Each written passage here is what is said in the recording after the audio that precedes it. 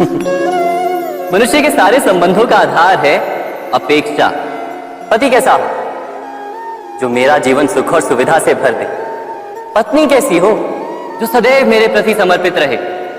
संतान कैसी हो जो मेरी सेवा करे, मेरा आदेश माने।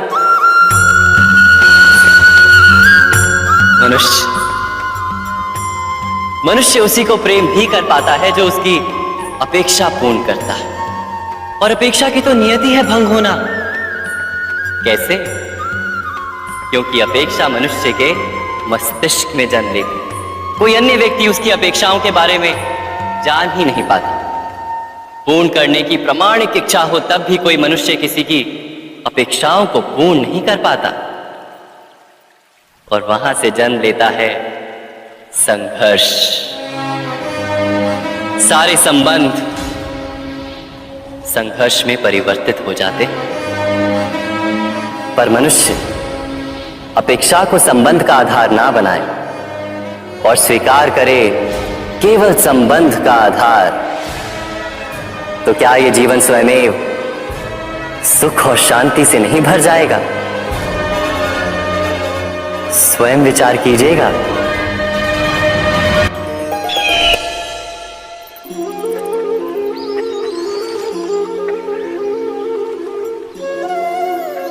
समय के आरंभ से ही मनुष्य को एक प्रश्न सदा पीड़ा देता है कि वो अपने संबंधों में अधिकतम सुख और कम से कम दुख किस प्रकार प्राप्त कर सकता है। क्या आपके सारे संबंधों ने आपको संपूर्ण संतोष दिया है? विचार कीजिए। हमारा जीवन संबंधों पर आधारित है। हमारी सुरक्षा संबंधों पर आधारित है।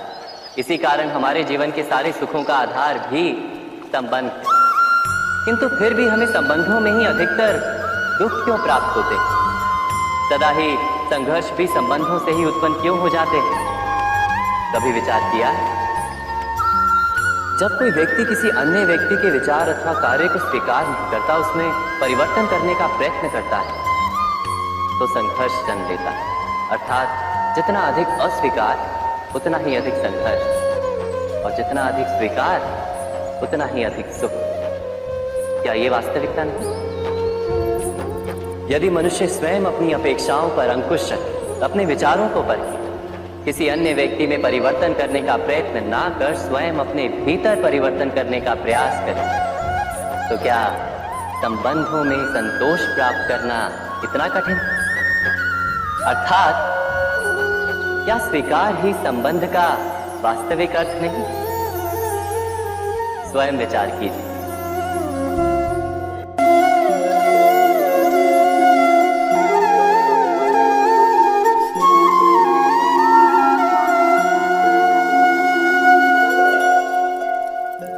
जब किसी व्यक्ति को किसी घटना में अन्याय का अनुभव होता है, तो वो घटना उसके अंतर को झकझोर देती है। समस्त जगत उसे अपना शत्रु प्रतीत होता है। अन्याय लगने वाली घटना जितनी बड़ी होती है, मनुष्य का हृदय भी उतना ही अधिक विरोध करता है। उस घटना के उत्तर में वो न्याय मांगता है, और ये योग्य भी है। वास्तव में समाज में किसी भी प्रकार का अन्याय व्यक्ति की आस्था और विश्वास का नाश है। किंतु ये न्याय क्या है? न्याय का अर्थ क्या है? अन्याय करने वाले को अपने कार्य पर पश्चाताप हो और अन्याय भुगतने वाले के मन में फिर से विश्वास जगे समाज के प्रति। इतना ही अर्थ है ना न्याय का। किंतु जिसके हृदय में धर्म नहीं होता, वो न्याय को छोड़कर बैर और प्रतिशोध को अपनाता है। हिंसा के बदले प्रतिहिंसा की भावना लेकर चलता है। स्वयं भोगी हुई पीड़ा से कहीं अधिक पीड़ा देने का प्रयत्न करता है, और इस मार्ग पर चलते अन्याय को भुगतने वाला स्वयं अन्याय करने लगता है। शीघ्र ही वो अपराधी बन जाता है। अर्थात न्याय और प्रतिशोध के बीच बहुत कम अंतर होता है, और इसी अंतर का नाम है धर्म। क्या ये सत्य नहीं? स्वयं विचार कीजिए। दो व्यक्ति जब निकट आते हैं तो एक दूसरे के लिए सीमाएं और मर्यादाएं निर्मित करने का प्रयत्न अवश्य करते हैं। हम यदि सारे संबंधों पर विचार करें तो देखेंगे कि इन सारे संबंधों का आधार यही सीमाएं हैं जो हम दूसरों के लिए निर्मित करते हैं। और यदि अनजाने में भी कोई अन्य व्यक्ति इन सीमाओं को तोड़ता है तो उसी क्षण हमारा हृदय क्रोध से भर जाता है। इन सीमाओं का वास्तविक रूप क्या है? क्या हमने कभी विचार किया? सीमाओं के द्वारा हम दूसरे व्यक्ति को निर्णय करने की अनुमति नहीं देते, अपना निर्णय उस व्यक्ति पर थोपते हैं, अर्थात किसी की स्वतंत्रता का अस्वीकार करते हैं। और जब स्वतंत्रता का अस्वीकार किया जाता है तो उसका हृदय दुख से भर जाता है। और जब वो सीमाओं को तोड़ता है तो हमारा हृदय क्रोध से भर जाता है। क्या ऐसा नहीं होता?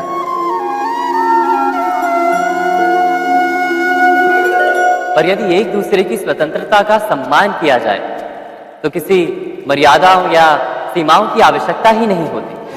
अर्थात जिस प्रकार स्वीकार किसी संबंध का देह है, क्या वैसे ही स्वतंत्रता किसी संबंध की आत्मा नहीं?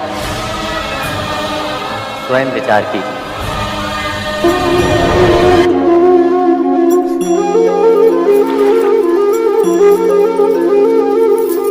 पिता सदा ही अपने संतान के सुख की कामना करते हैं, उनके भविष्य की चिंता करते रहते हैं। इसी कारणवश सदा ही अपने संतानों के भविष्य का मार्ग स्वयं निश्चित करने का प्रयत्न करते रहते हैं।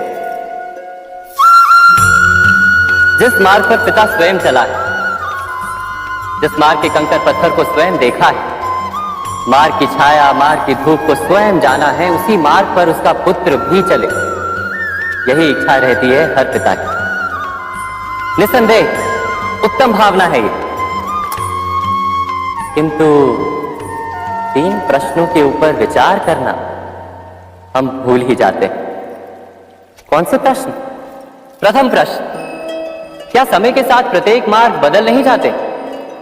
क्या समय सदा ही नई चुनौतियों को लेकर नहीं आता? तो फिर बीते हुए समय के अनुभव नई पीढ़ी को किस प्रकार लाभ दे सकते हैं? दूसरा प्रश्न, क्या प्रत्येक संतान अपने माता पिता की छवि होता है? हाँ, संतानों को संस्कार तो अवश्य माता पिता देते हैं, किंतु भीतर की क्षमता तो ईश्वर देते हैं। तो जिस मार्ग पर पिता को सफलता मिली है, विश्वास है कि उसी मार्ग पर उसकी संतानों को भी सफलता और सुख प्राप्त होगा। तीसरा प्रश्न, क्या जीवन के संघर्ष और चुनौतियां लाभकारी नहीं होती?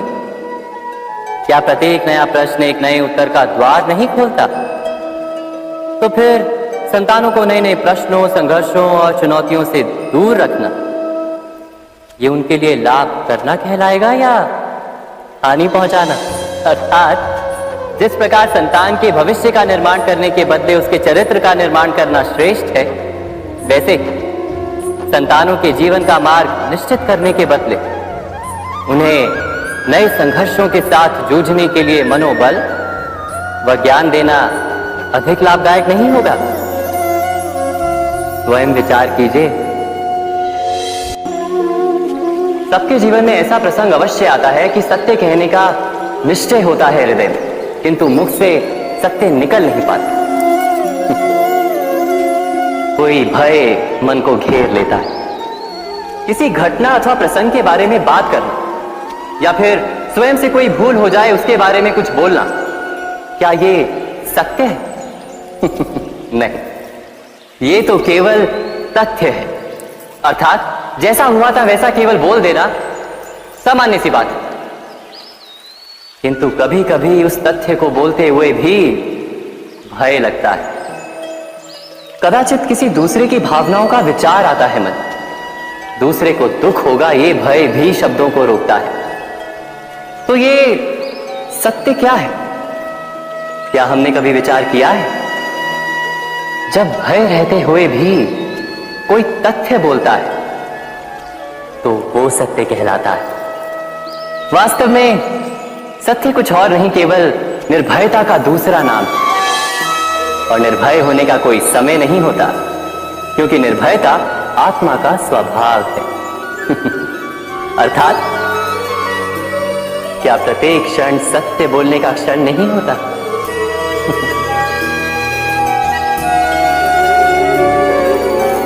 स्वयं विचार कीजिए, जब भी किसी की आशा और इच्छा भंग होती है तो उसका हृदय क्रोध से भर जाता है। जिस व्यक्ति को वो अपना अपराधी समझता है उसे दंड देने का प्रयत्न करता है। पर क्या हमारी इच्छा या आशा का भंग होना क्या सदा ही किसी का अपराध होता है? इच्छाओं के अपूर्ण रहने के तो कई कारण हो सकते हैं। कुछ तो संजोग के कारण अधूरी रह जाती हैं और कुछ नियति के कारण। और कभी कभी इच्छाओं का स्वरूप ही ऐसा होता है कि वो पूर्ण नहीं हो पाती। बिना परिस्थिति पर विचार किए किसी को अपराधी मान लेना न्याय नहीं, प्रतिशोध है। न्याय का आधार तो दया है, करुणा, और प्रतिशोध का आधार क्रोध, अहंकार। अर्थात हृदय में करुणा धारण किए बिना किसी के अपराध के विषय में विचार करना, किसी को दंड देना, क्या अपने आप में ही अन्याय नहीं? स्वयं विचार कीजिए।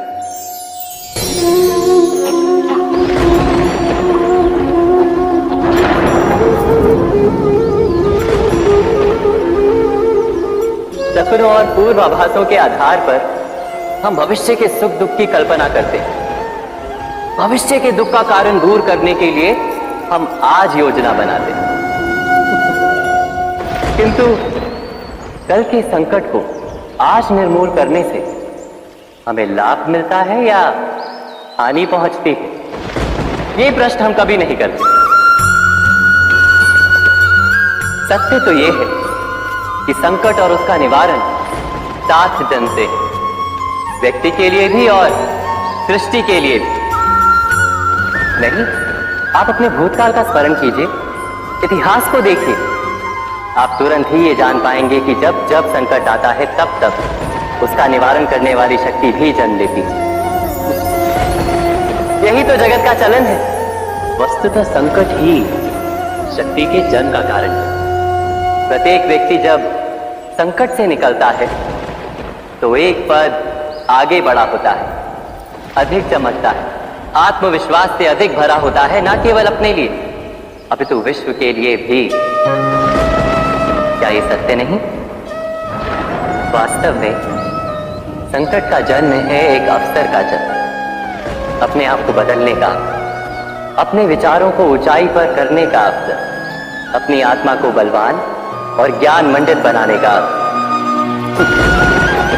जो ये कर पाता है उसे कोई संकट नहीं होता, किंतु जो ये नहीं कर पाता वो तो स्वयं एक संकट है विश्व के लिए। विचार कीजिए।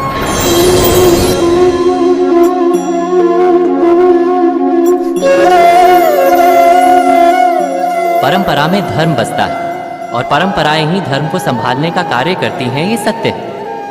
पर क्या केवल परंपरा ही धर्म है? विचार कीजिए। सत्य तो यह है कि जिस प्रकार पाषाण में शिल्प होता है उसी प्रकार परंपरा में धर्म होता है।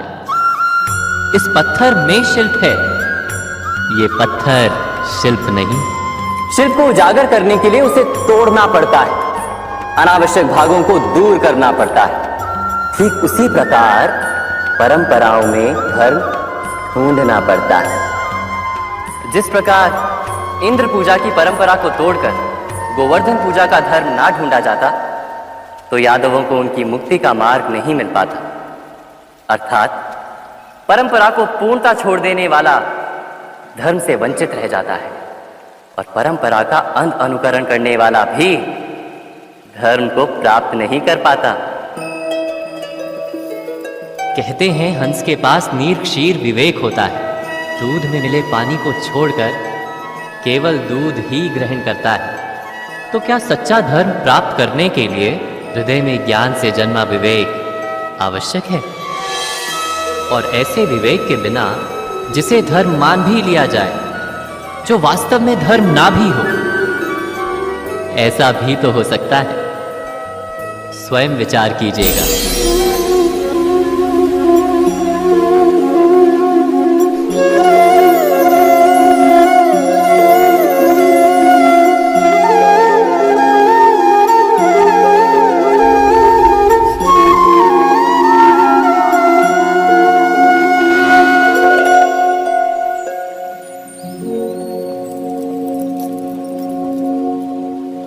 भविष्य के आधार पर सब आज का निर्णय लेना चाहते हैं। भविष्य में सुख मिले, भविष्य सुरक्षित हो, ऐसे निर्णय आज लेने का प्रयत्न रहता है सबका। आप अपने जीवन को देखिए, क्या आपके अधिकतर निर्णय के पीछे भविष्य का विचार नहीं होता? और हो भी क्यों ना, अपने जीवन को सरल और सुखमय बनाने का प्रयत्न करने का अधिकार सबका है। पर भविष्य तो कोई नहीं जानता, केवल कल्पना ही की जा सकती है। तो जीवन के सारे महत्वपूर्ण निर्णय कल्पनाओं के आधार पर ही करते हैं हम। क्या निर्णय करने का कोई तीसरा मार्ग हो सकता है? विचार कीजिए। सारे सुखों का आधार धर्म है, और वो धर्म मनुष्य के हृदय में बसता है। तो प्रत्येक निर्णय से पूर्व स्वयं अपने हृदय से ये प्रश्न अवश्य पूछ लेना कि ये निर्णय स्वार्थ से जन्मा है या धर्म से। क्या इतना पर्याप्त नहीं? भविष्य के बदले धर्म का विचार करने से क्या भविष्य अधिक सुखपूर्ण नहीं होगा? स्वयं विचार कीजिए। व्यक्ति को जब उसके अपराध का दंड मिलता है, तब कभी कभी उस न्याय को देखकर मन कचोटता है। प्रश्न उठता है हृदय में कि जब वो अपराध हुआ था तब व्यक्ति भिन्न था। उसके पश्चात उसने इतने पश्चाताप किए, स्वयं में इतना परिवर्तन किया, फिर उसे दंड क्यों मिले? पर जहां आघात होता है वहां प्रत्याघात भी होता है। जैसा कर्म वैसा फल। यदि किसी को प्रेम दोगे तो सुख प्राप्त होगा, यदि किसी की हत्या करोगे तो मृत्यु दंड मिलेगा। जैसा कार्य वैसा ही न्याय। तो फिर प्रायश्चित और पश्चाताप का कोई मूल्य नहीं है? अवश्य है मूल्य। प्रायश्चित और पश्चाताप मनुष्य की आत्मा को बलवान करता है, आने वाले दंड को स्वीकार करने के लिए मनुष्य को तैयार करता है। अर्थात बिना प्रायश्चित के दंड स्वीकार करने का कोई मूल्य है? स्वयं विचार कीजिए।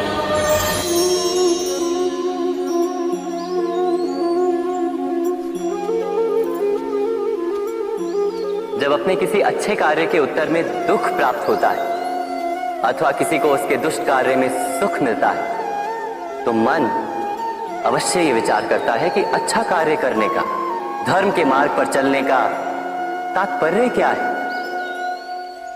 पर दुष्ट आत्मा को क्या प्राप्त होता है ये भी देखिए। दुष्टता करने वाला हृदय सदा चंचल रहता है, अकुलाता रहता है। मन में सदा नए नए संघर्ष उत्पन्न होते हैं। अविश्वास उसे जीवन भर दौड़ाता है।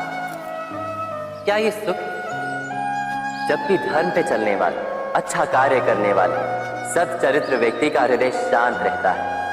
परिस्थितियां उसके जीवन के सुख में बाधा नहीं बनती। समाज में सम्मान और मन में संतोष रहता है सदा। अर्थात अच्छा बर्ताव भविष्य में किसी सुख का मार्ग नहीं। अच्छा बर्ताव स्वयं सुख, अथवा बुरा बर्ताव भविष्य में किसी दुख का मार्ग नहीं। अधर्म उसी क्षण दुख उत्पन्न करता है। धर्म से सुख नहीं, धर्म स्वयं।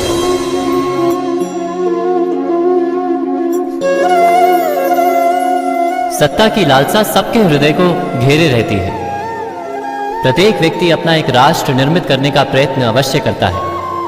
फिर वो राष्ट्र गुरु राष्ट्र की भांति बहुत बड़ा हो या फिर अपने परिवार तक सीमित हो, वो सत्ता प्राप्त करने का प्रयास अवश्य करता है। किंतु सत्ता का वास्तविक रूप क्या है? क्या हमने कभी विचार किया है? एक मनुष्य जितने अधिक लोगों के जीवन को प्रभावित कर सके, जितने अधिक लोगों के जीवन की स्वतंत्रता पर अंकुश रख सके, उतनी ही अधिक सत्ता का अनुभव करता है वो। सत्ता का वास्तविक रूप ही है अन्य के जीवन पर स्वयं का प्रभाव। किंतु क्या वास्तविक प्रभाव प्रेम, दया, करुणा और धर्म से निर्मित नहीं होता? जब भी मनुष्य कठोरता और अधर्म से सत्ता प्राप्त करने का प्रयत्न करता है, तब वो दूसरों के हृदय में विरोध अथवा विद्रोह को जन्म देता है। और परिणाम कुछ इस प्रकार। हाँ, कुछ समय के लिए वो स्वयं को प्रभावी और शक्तिशाली अवश्य पाता है, किंतु वो वास्तविक सत्ता नहीं। यही कारण है कि भृगु और वशिष्ठ जैसे ऋषियों की आज भी पूजा की जाती है, रावण और हिरण्यकशिपु की नहीं। इस पर तो आप विचार अवश्य करें। सत्य कहा ना?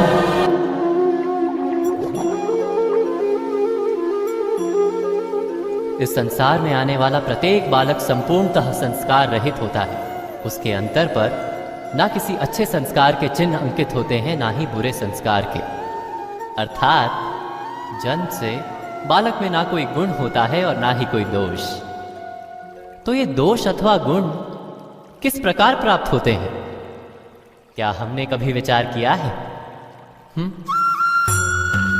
जो बात माता पिता के मुख से निरंतर सुनी जाती है, वही बात उनकी संतानों के हृदय का संस्कार बनती है। जैसे किसी गांव में नदी तट तक एक पगडंडी बन जाती है केवल उस मार्ग पर बार बार चलने के कारण।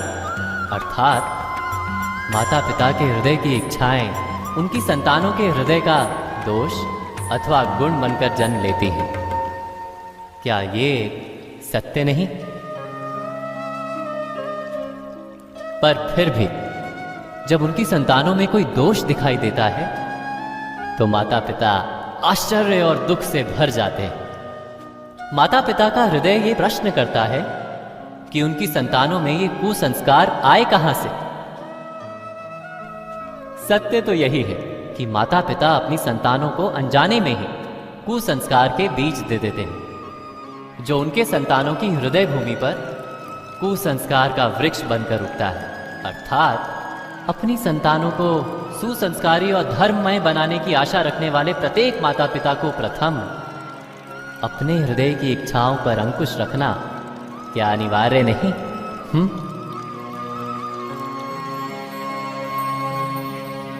प्रत्येक माता पिता इस पर विचार अवश्य कीजिएगा।